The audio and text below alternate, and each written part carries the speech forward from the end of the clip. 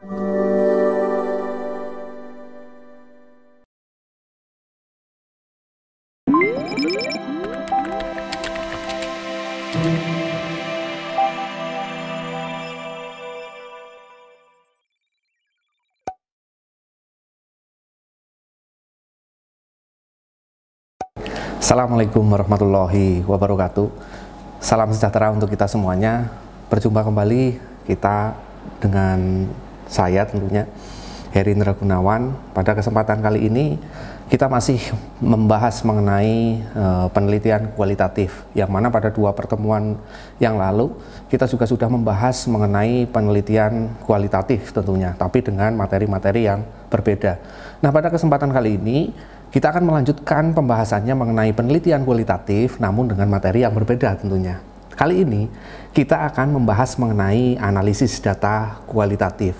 Nanti kita harapannya ada beberapa hal yang harus Anda capai setelah saya memberikan materi mengenai analisis data kualitatif ini. Nah, ada beberapa tujuan pembelajaran yang hendak Anda capai ketika Anda sudah mempelajari materi pada pertemuan kali ini. Nah, tujuan pembelajaran yang pertama adalah Anda harus bisa menjelaskan pengertian analisis data kualitatif dengan tepat. Tujuan pembelajaran yang kedua adalah menguraikan waktu dalam analisis data kualitatif dengan tepat pula. Tujuan pembelajaran ketiga, Anda harus bisa menerapkan coding sebagai teknik analisis data kualitatif dengan tepat. Nah, itu ketiga tujuan pembelajaran yang harus Anda kuasai ketika Anda mempelajari materi mengenai analisis data kualitatif ini. Baik, untuk mencapai tujuan pembelajaran yang pertama ini, kita akan sama-sama membahas mengenai apa sih itu penelitian kualitatif, khususnya adalah analisis data kualitatif ini. Jadi, analisis data kualitatif di sini merupakan suatu proses memaknai data-data yang ada dalam penelitian kualitatif. Nah, data-data yang ada di dalam proses penelitian kualitatif ini ada berupa teks, ada berupa gambar juga. Lantas apa sih kita memaknai data kualitatif itu? Ya, tujuannya adalah untuk memberikan suatu informasi tentunya yang relevan, yang real, yang konkret. Informasi ini nantinya akan diolah begitu. Nah, data kualitatif tersebut bisa diperoleh dari hasil wawancara, observasi, dokumentasi, dan juga catatan lapangan. Ya, hal ini juga memang diperkuat dengan beberapa pendapat para ahli. Salah satunya adalah Rako, ya, yang menyatakan bahwa analisis data kualitatif itu mengatur secara sistematis bahan hasil wawancara dan observasi. Jadi diatur itu secara sistematis. Ya, hasil wawancaranya bagaimana, hasil observasinya bagaimana, kemudian setelah itu baru dia menafsirkannya dan juga menghasilkan suatu pemikiran, menghasilkan suatu pendapat, teori atau gagasan yang baru. Itu berkaitan dengan apa sih sebenarnya analisis data kualitatif itu. Nah, yang jadi pertanyaan di sini adalah alatnya yang digunakan dalam menganalisis data kualitatif itu apa? Siapa di situ alatnya? Oke, mungkin dalam penelitian kuantitatif ada instrumen, ya kan, yang jadikan alat. Nah, alat yang di sini adalah jika kita analogikan seperti sebuah pisau ibaratnya. Pisau yang digunakan untuk membedah hasil atau data penelitian itu sendiri. Nah, alat yang digunakan dalam analisis data kualitatif di sini adalah si peneliti itu sendiri, ya. Itu merupakan salah satu keunikan memang, ya, daripada penelitian kualitatif, ya, karena analisis data kualitatif tersebut ya tergantung dari keahlian si peneliti sendiri, insight dari si peneliti, training dan juga kemampuan peneliti itu. Hasil penelitiannya pun boleh jadi sangat baik, ya, karena pengalaman dan juga pengetahuan yang luas yang memang dimiliki oleh si peneliti. Tetapi bisa juga hasilnya akan sangat dangkal karena pengetahuan dan pengalaman peneliti yang sangat kurang dan juga dangkal pula tentunya. Hal ini juga berpengaruh terhadap hasil nanti yang diperoleh. Jadi tergantung si penelitinya itu menguasai atau tidak. Kalau dia menguasai, ya secara otomatis hasil penelitiannya bisa dikatakan baik. Tapi kalau tidak, ya aspek-aspek yang dikaji di dalam penelitian kualitatif tersebut pasti akan sangat kurang dan juga dangkal. Itu mengenai definisi daripada analisis data kualitatif. Nah, yang kedua di sini adalah waktu analisis data kualitatif. Ya kan? Jika pada pendekatan penelitian kualitatif, analisis data hanya bisa dilakukan setelah data itu terkumpul. Tetapi berbeda halnya dengan penelitian kualitatif. Nah, analisis data bisa dilakukan bersamaan dengan proses pengumpulan datanya. Ya. Hal ini menegaskan bahwa pada penelitian kualitatif yang akan berlangsung bisa bersamaan dengan bagian lain dalam pengembangan penelitian kualitatif. Ya, atas dasar itulah maka waktu analisis data penelitian kualitatif di sini terbagi menjadi 3. Ya, apa saja itu waktunya? Yang pertama adalah analisis data sebelum di lapangan. Ya, maksudnya bagaimana itu? Analisis data sebelum di lapangan. Nah, analisis data sebelum di lapangan di sini merupakan suatu proses untuk memaknai data kualitatif sebelum peneliti memulai atau memasuki lapangan. Ya. Nah, proses ini memang dilakukan saat studi pendahuluan tentang suatu yang akan diteliti. Data yang memang diperoleh pada tahap ini kemudian digunakan untuk menentukan fokus masalah dan bersifat sementara tentunya. Contohnya seperti ini, ya, berdasarkan karakteristik tanah dan juga iklim, maka dapat diduga bahwa hutan tersebut terdapat pohon jatinya, ya kan? Ini kan hanya analisis sementara begitu. Maksudnya karena karakteristik tanahnya di sana mungkin berpotensi untuk ada pohon jatinya, iklim di sana mungkin berpotensi untuk terdapat pohon jatinya. Oleh karena itu, si peneliti kemudian membuat proposal penelitian yang memfokuskan ya untuk menemukan pohon jati di dalam hutan tersebut. Nah, itulah analisis data sebelum di lapangan. Jadi gambarannya seperti itu, waktu yang pertama tadi dalam proses analisis data kualitatif. Yang kedua, analisis data saat di lapangan. Berbeda halnya dengan analisis data sebelum di lapangan. Analisis data saat di lapangan ini merupakan proses memaknai data kualitatif saat peneliti memasuki lapangan penelitian. Nah, tujuan data pada tahap ini adalah untuk memperoleh data yang maksimal.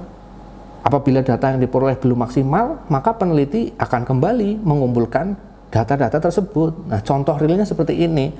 Ketika peneliti melakukan sebuah wawancara, katakanlah, ternyata jawaban yang diperoleh belum cukup untuk menjawab rumusan masalah, maka secara otomatis peneliti melakukan pertanyaan lanjutan. Nah, ini masuk juga dalam analisis data saat di lapangan. Berbeda halnya dengan analisis data setelah di lapangan tadi itu.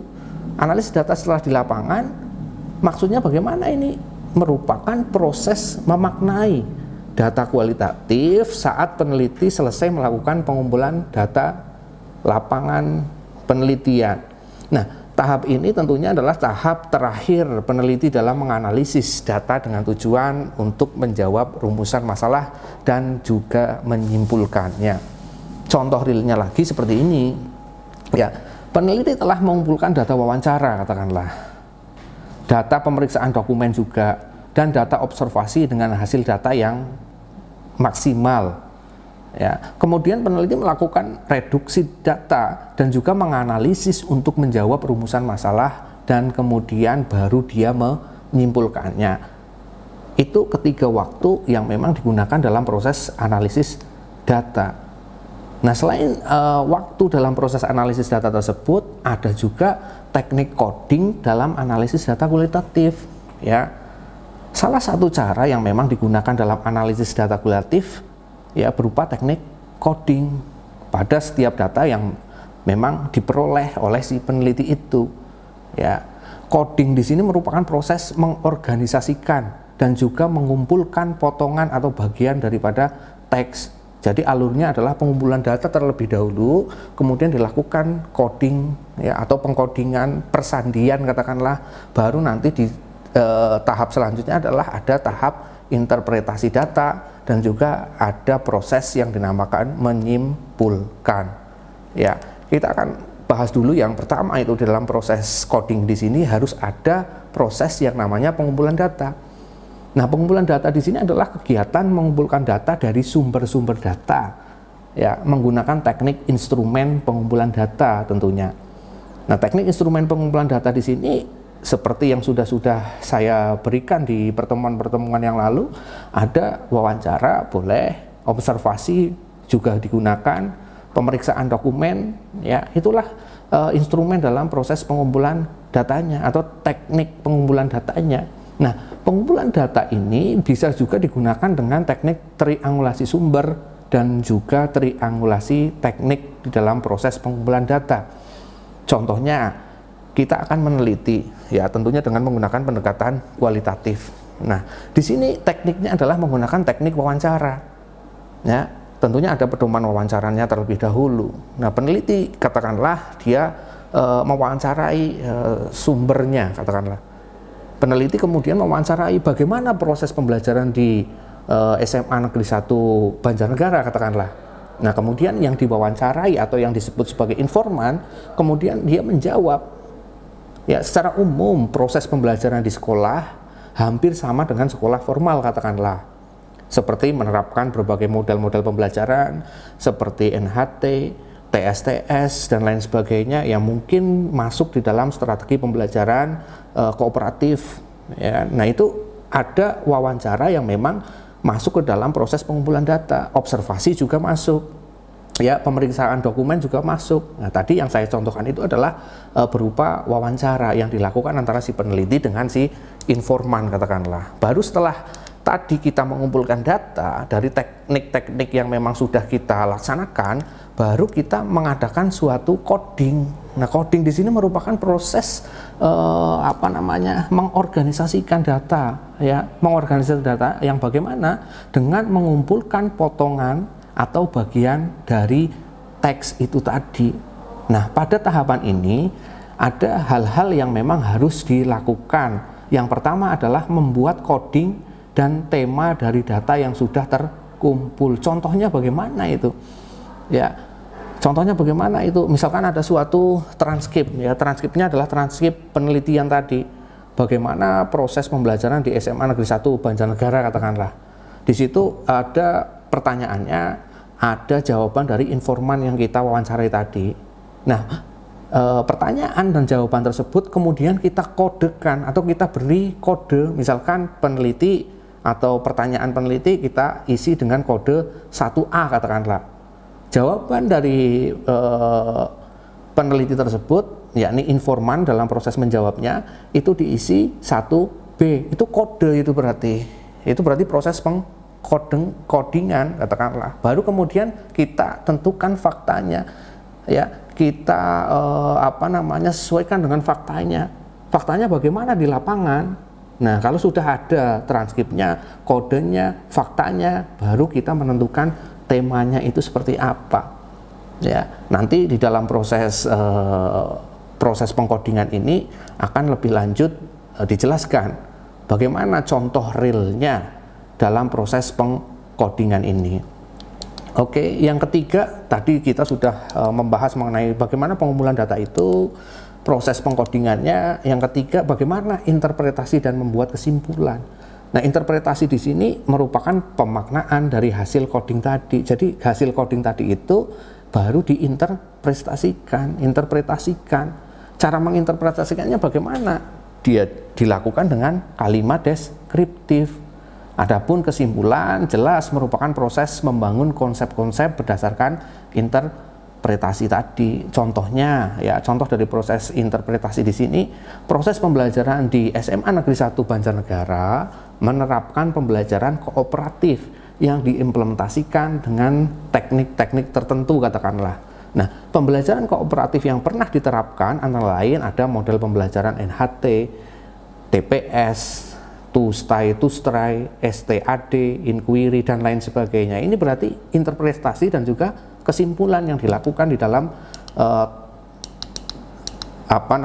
teknik coding begitu, khususnya dalam analisis data kualitatif ya. Oke, mungkin itu saja untuk pembahasan materi kita pada kesempatan kali ini. Kurang lebihnya saya mohon maaf. Saya akhiri. Assalamualaikum warahmatullahi wabarakatuh.